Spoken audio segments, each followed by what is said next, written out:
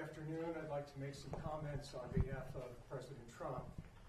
First of all, this was a momentous day. This is the first time in our nation's history that a sitting president has decided to prosecute his major opponent who's leading in all the polls in the country. The issues that the court had to deal with today were momentous. Whether or not a president of the United States could be prosecuted for carrying out his responsibilities, doing his job as president. We can't have a country where every 4 years there's a cycle of political recrimination, where one administration attacks a prior administration, when in fact that candidate is leading in the polls and will be the next president of the United States. As our legal team, as our appellate team made clear, that would be a disaster for our country. That would be a direct attack on democracy, and that cannot happen. What was very significant today, and I'm sure you all caught it, is the special counsel conceded that if it was President Obama who was being prosecuted for a drone strike, then they'd have to consider immunity. But when it's not, when it's President Trump, then they're taking the position that there's no immunity for presidential acts that were required when a president is carrying out his job responsibilities. If we adopt what the special counsel wants, if we adopt what President Biden wants, then we open the Pandora's box to political prosecution after political prosecution after political prosecution. In fact, Joe Biden could be prosecuted for trying to stop this man from becoming the next president of the United States. We don't need political prosecutions, we need political process. I'd like to introduce President Trump.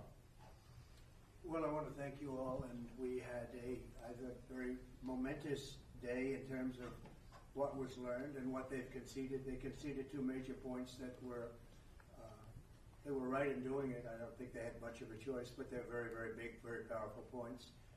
And I think we're doing very well. I think it's very unfair when a political opponent, is prosecuted by the DOJ, by Biden's DOJ. So they're losing in every poll.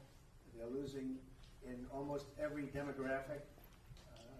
Numbers came out today that are really very mind-boggling if you happen to be Joe Biden. And I think they feel this is the way they're going to try and win. And that's not the way it goes. That'll be bedlam in the country. It's a very bad thing. It's a very bad precedent. As we said, it's the opening of a Pandora's box, and it's a very sad thing that's happened with this whole situation. When they talk about threat to democracy, that's your real threat to democracy. And I feel that as a president, you have to have immunity. Very simple.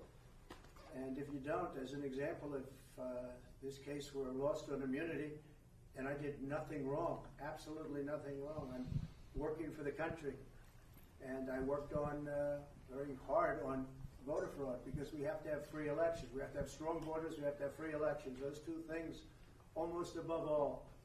And we found tremendous voter fraud. We have a list of it. We have some findings if you want it. The press doesn't like reporting it, but we found tremendous voter fraud, determinative voter fraud. But we worked on that. That's what I was doing.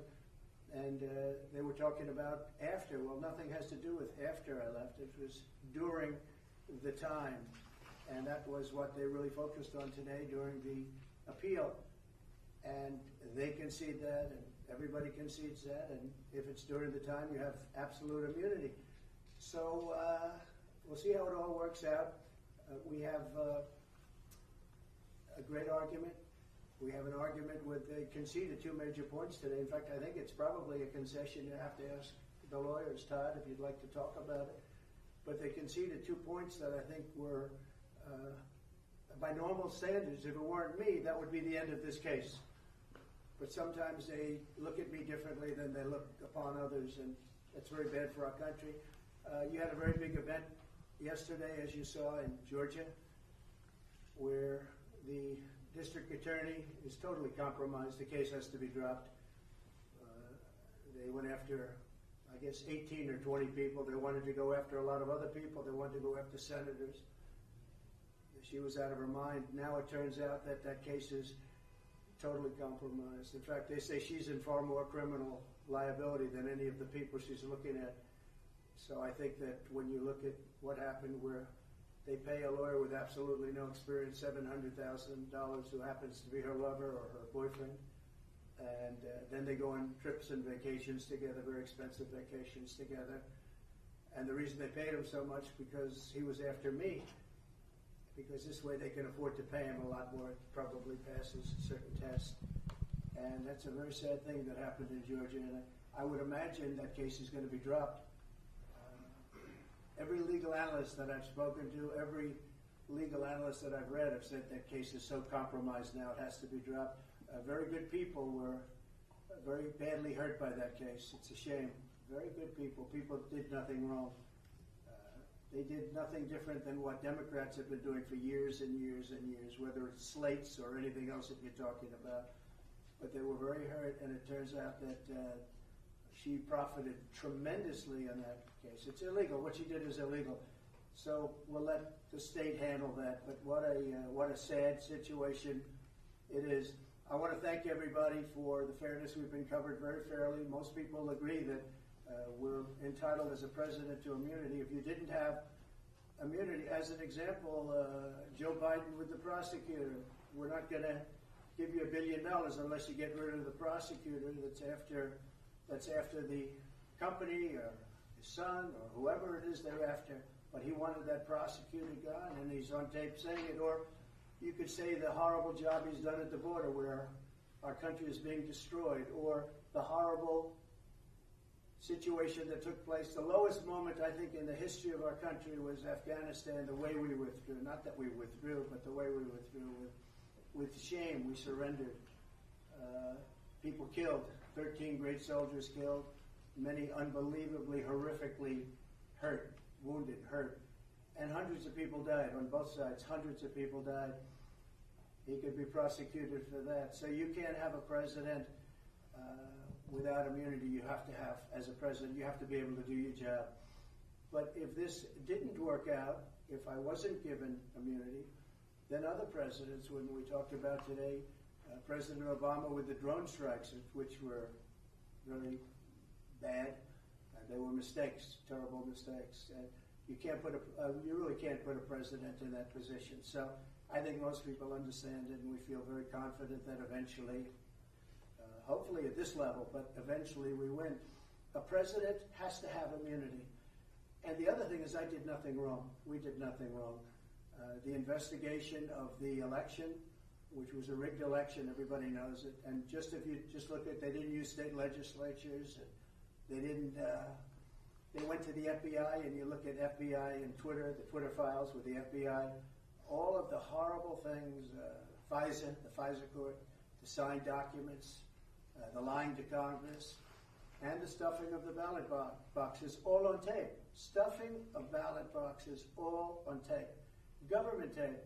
And most of the information, as you know, we'll give you some of the findings that just came out, but all of that information, as you know, was gotten from mostly government sources, government tapes, government files, and government stats. So it's very sad when something like that happens. You know, you wouldn't have inflation, but much more importantly, you wouldn't have had the Ukraine situation with Russia. You wouldn't have had the attack on Israel.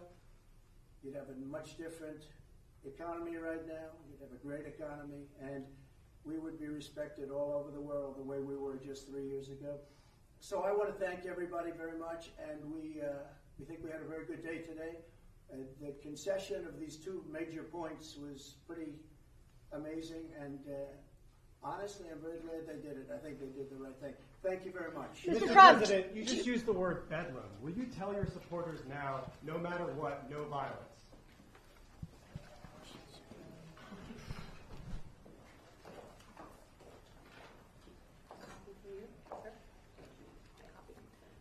I'm with him, so we got it. Thank you.